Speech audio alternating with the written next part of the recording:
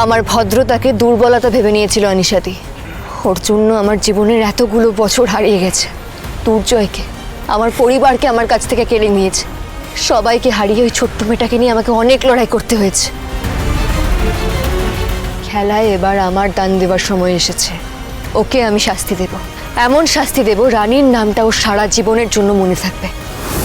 অন্ধকারে ঢেকে যাবে, মাথা তুলে দাঁড়ানোর সাহস পাবে না। আমি জানি রানী, আমি জানি আমি তোমার অনেক বড় ক্ষতি করেছি, কিন্তু তুমি বিশ্বাস করো আমি অজান্তেই করে ফেলেছি। আমরা যখন কুলটিতে থাকতাম আমি তোমায় ভালোবাসতাম, সেটাই তো কোনো অন্যায় নেই। কিন্তু তোমায় স্টক করতাম, সেটা ভুল করেছি, কিন্তু কোনো দিন তোমার ক্ষতি করতে চাইনি।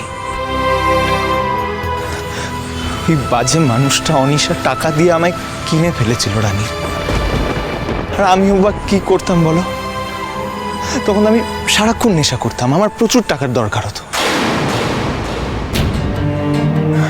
আমার সেই অবস্থার সুযোগ নিয়ে আমাকে ম্যানিপুলেট করে আমাকে দিয়ে তোমার আর দুর্জয়ের জীবনটা এভাবে নষ্ট করিয়ে দিয়েছে অনিশা। আমি খুব বড় অন্যায় করেছি রানী।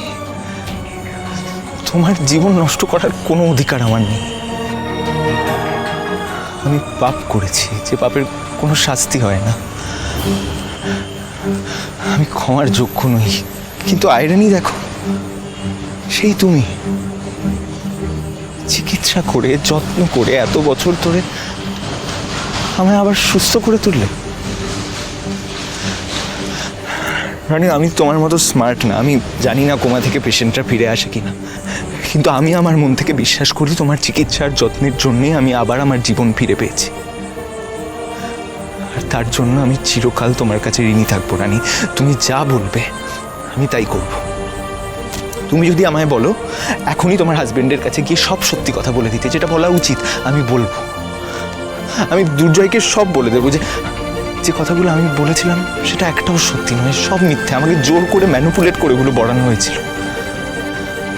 তার স্ত্রীর মতো পবিত্র মানুষ আমি আর দুটো দেখিনি। তাকে কলঙ্কিত করার ক্ষমতা আমার নেই। না পিকলুদা, এখন কাউকে কিছু বলার দরকার নেই। তবে হ্যাঁ, তোমার উপর আমার খুব রাগ হয়েছিল। আমার মনে হয়েছিল তুমি যেদিন সুস্থ হয়ে উঠবে সব কিছুর জন্য আমি তোমাকে শাস্তি দেব, কিন্তু এখন বুঝতে পারছি আনিশাদি তোমাকে ইউজ করেছে। তোমার দুর্বলতার সুযোগ নিয়ে তোমাকে দিয়ে খারাপ কাজ করিয়েছে। আপাতত তোমার একটাই কাজ, আনিশাদির মনে অস্থিরতা তৈরি করতে হবে, যাতে প্রতি মুহূর্তে আনিশাদি ভয় পায়। তোমাদের রানী সোম থেকে রবি প্রতিদিন সন্ধ্যে ৬টায় স্টার জলসায় ও ডিজনি প্লাস হটস্টারে।